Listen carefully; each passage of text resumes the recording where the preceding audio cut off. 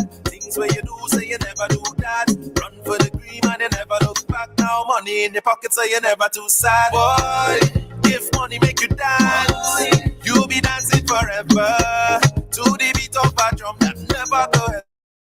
Yeah. But now hear this story, is you vex with me? Like I know you something, like I know you something.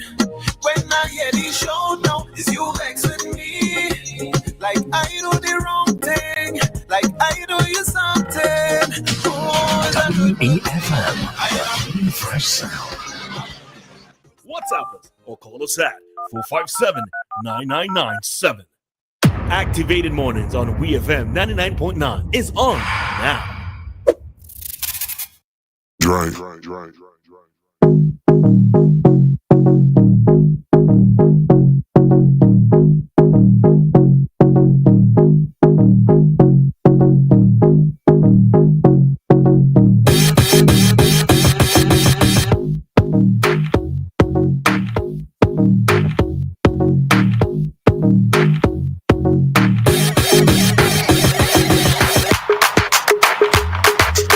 And we are back with you for another segment of our Activated Mornings program. And today being Monday morning, of course, we have Dr. Gerald Thompson in the studio with us. Doc, first off, simmer. Well, I'll tell you something. Simmer. I'll tell you something. This whole weekend has been busy. No, Listen, Friday. Somebody call in. Take him off the marketing team, the promotion team. Listen. Let's not make it. Friday, we went on a road show down the leeward side promoting cannabis and the Beanie Man's Paga Bands. Doc, I'm trying to get your Caribbean vibe level. Yeah, no. I say bypass. sim I jump in way over that. If I say sim, what you supposed to say? Your Caribbean bypass will just get declined. You're not allowed in the concert. Listen, I leave my bimmer anywhere, boy. Yeah, I leave my bimmer anywhere. You know, now listen. The thing is that you're putting me on the spot. I know my stuff. Now I'm a Beanie Man fan. Put it that way. Saturday, we went on the Wynwood side, up in Greg's and so forth, promoting cannabis October 2nd, 3rd, and 4th with the big show at Victoria Park on Saturday evening. You know, I mean, you imagine the vibes we get in. We handed out all kind of giveaways and so forth. All the tickets are sold out. I think we're coming back later this week on WEFM or all the early bird tickets, and tickets are going really great. But for me, it's less about that particular show. It's also about the expo and the lectures. And I mean, some people ain't gonna be interested in lectures and so, but just want the king of the dance hall. Yes. Now on Sunday, I was back in South Leeward, up in Vermont. Remember Grenville Williams? He had an opening of his office there. And what a speech. What a massive crowd up in Vermont, up in Retreat. Really, really big. But all those things, we'll be back. You know, my team at MCA will be back later this week. You know, hopefully, who knows if we have... So we're going to interview with Beanie? Well, who knows? Yeah, we can always... You can't be... Doc, you got to give us a link because you could be our listen. And you don't give us them big links, Listen. We will set something. Listen. You leave it to me. All right. Leave it to me. And we have witnesses. I am Mr. Do it. But I tell you, record. I will speak to the operations manager, Tyrrell Mapp, and he probably be back this week. I'm gonna ask him, right? And he I'm sure he will say yes.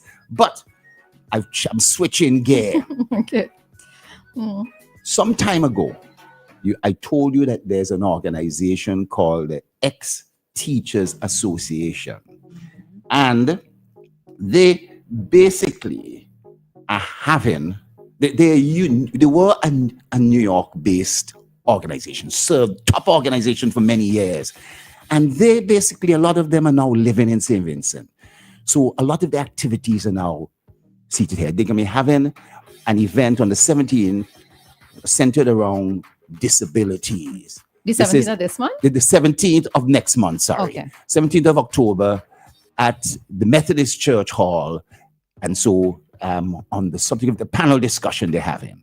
But why I'm really talking about this morning, I'll come back and talk about that, is that one of their members, Mr. Al Phillips, he's the treasurer, he is ardent listener of this program. He says he listens every single, not just on Mondays, he listens Monday, Tuesday, Wednesdays. He's in St. Vincent most of the time. I think right now he's up in New York, and he listens. He don't miss it. You folks have an impression. As I mentioned Kojo this morning and so forth. You have these guys, I think really, listening to the vibes that you all are putting over, the topics that you all are bringing up, I think are very good. And he has asked me to hand over 2 complimentary tickets to the luncheon, which will be on the 19th of October at Spring Gardens, right? And he'll be honored as an ardent listener if both of you were to be able to attend, And so he asked me just to pass these over. And so forth. One for you, one for a little blushing. That's Mr. Alfred. So ardent listener. It's a good thing I have this really happy. color, but I'm blushing.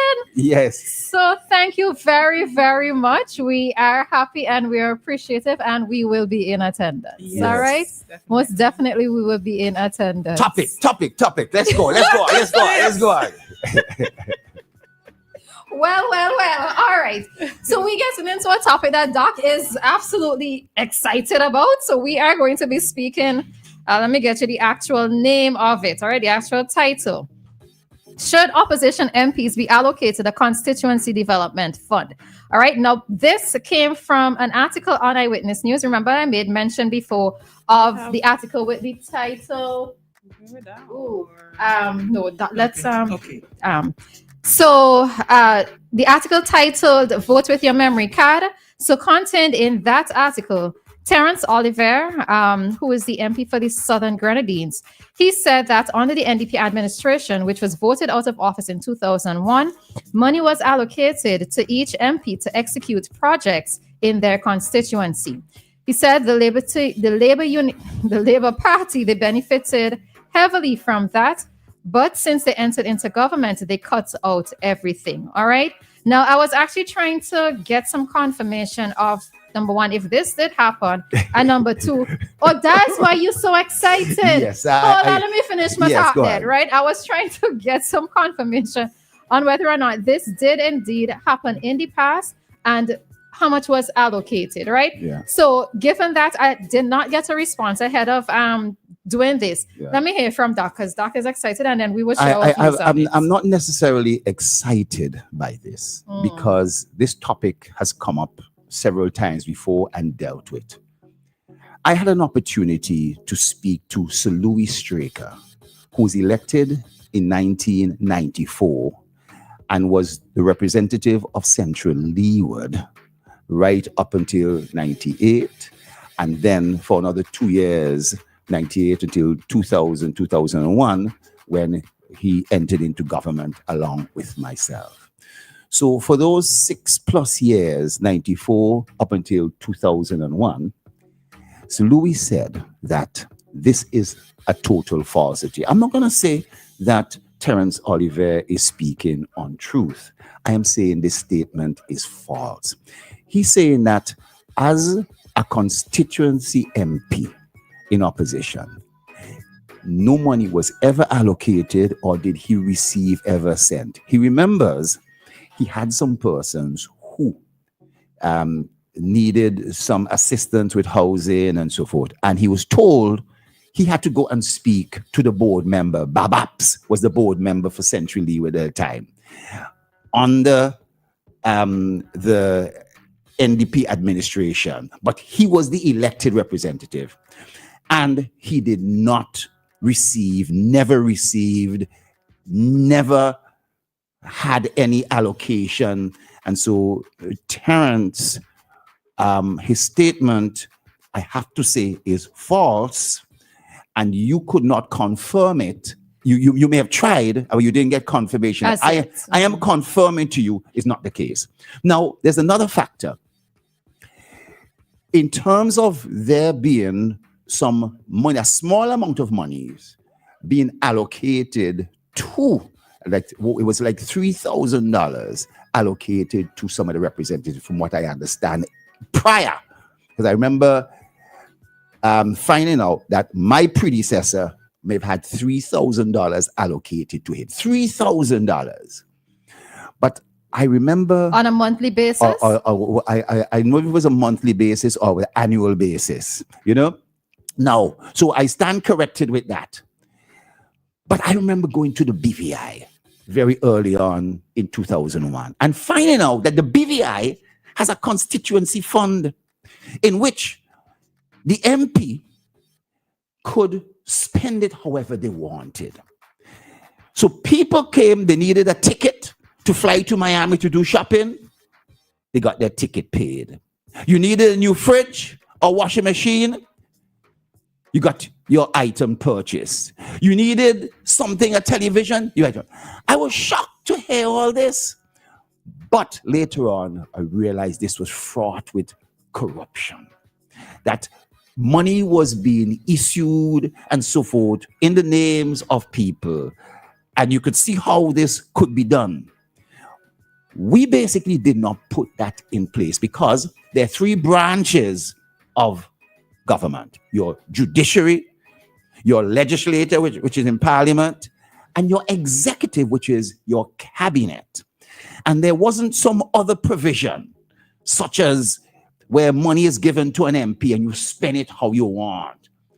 And I recall there were, in my years, no constituency fund, none whatsoever, but you relied on central government putting forward your projects. And persons from other, elected, they could have put forward. There was still stuff done in those constituencies. There was still stuff done in Beckwith. There was still stuff done in Union Island. If you think about what's been happening in those constituencies, there are lots of things that are actually being done. But in terms of monies given to the constituency rep who is in opposition to spend how they want, right? Even if that would be a fourth branch of government that will be required to administer that and make sure there's no corruption, make sure they ain't giving it to friends and so forth like that. So I just want to reiterate, this never happened in the case of opposition MPs having access to funds. All right. Okay. So we are asking, should they have that constituency development fund? Dianna, what are your thoughts? I think that they should have a constituency development fund because there are things that they can do as well. And while I do say that the opposition MPs can find ways of doing projects in their various constituencies without having funds, I am not against them having a constituency fund that could also assist them with whatever they are doing. So I know with whatever it is that they have to do for their constituency, personal, not really, but for the constituency. No, yeah. They get an allocation to have an office. You know that, right? Mm-hmm. You know they have an allocation of an office, but to do what they want me to pay for they a have ticket. An allocation. You mean to do like the BVI? No, Dianna, to do what you're gonna do. You see. No, but it's to do things within the constituency. I'm not going to say pay things, like what? Pay a ticket for somebody. Like what? One of the things I found, there were things that I might have wanted to do. And I say, this will cost $10,000. Instead, because of it might cost $50,000. How do you allocate? How do you get something finished? There were things I went and did out of my own pocket or got sponsorship to get done. You understand? I organized monies and so forth. But in terms of constituency fund and the accounting of it, the Auditor General would have a tough time trying to actually deal with these things. There's very little accountability you could really get out of any kind of constituency fund. But that accountability problem could be spoken of for anything really and truly. And there's a lot of times people talk about the government being held accountable and the transparency and all of that. So the same argument that you could have about accountability for constituency fund is the same one you could have for government funds, basically. But as said, that's assuming the fact that nothing is done in these other constituencies. So if you tell me that in East Kingston or West Kingston, where a port is being built, where houses are being built, at Lomans and other things like that, you're saying nothing's being done. You know what I mean? I suppose that's a solution. All right. So for me, I do agree that an elected MP should be given funds for their constituency. They have been elected by by persons within their constituency. And by rights, to me, if this is the voice of the people, or this is the majority voice of the people, then as a result, then they should be given funds to be able to How much funds you talking about? No, but I know, but it's not for me. I am saying to you, they were given under the NDP. They had 3,000 allocation to do. Do they have anything now? No, because the accountability of that $3,000 was so bad. You understand? So it couldn't be accounted for, even as small it is. Much as somebody getting 100,000, or much as somebody 50,000. But Doc, how difficult would it be to put checks and balances in place? Well, you see, you have to have an administration which comes at a particular cost. It becomes almost like a fourth branch of government. You understand? So is this done to keep opposition MPs in opposition? Because when it turns around in the constituency, but the MP ain't doing nothing in the constituency, where you want for them to get the funds from to do the stuff in the constituency? Put this way. You can't expect for them to use their personal funds that are already tied to different expenses within their constituency. And on a grand scale, how big of a scale is it going to be? But so I think that's the whole point. Not having it or not giving this to the elected MP, elected by their constituents, puts them at a disadvantage. And this is why it would give whoever is in power bragging rights to say, well, look, your MP not doing anything in your constituency. It's a very strange comment, because if this is being proposed and the NDP expects to win, they're saying, listen, when we get in, we're going to give you, who are in government now going into opposition, some funds and so forth.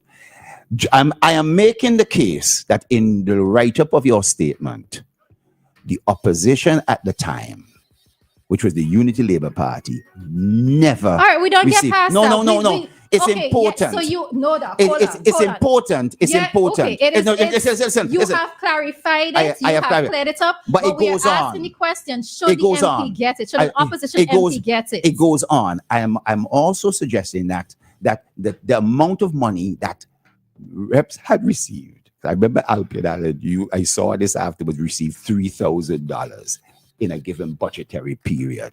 You know, if you have projects, you know, if you allocate 100,000 and the project will be determined later on, that ain't the way it goes. In a budget, each project is budgeted.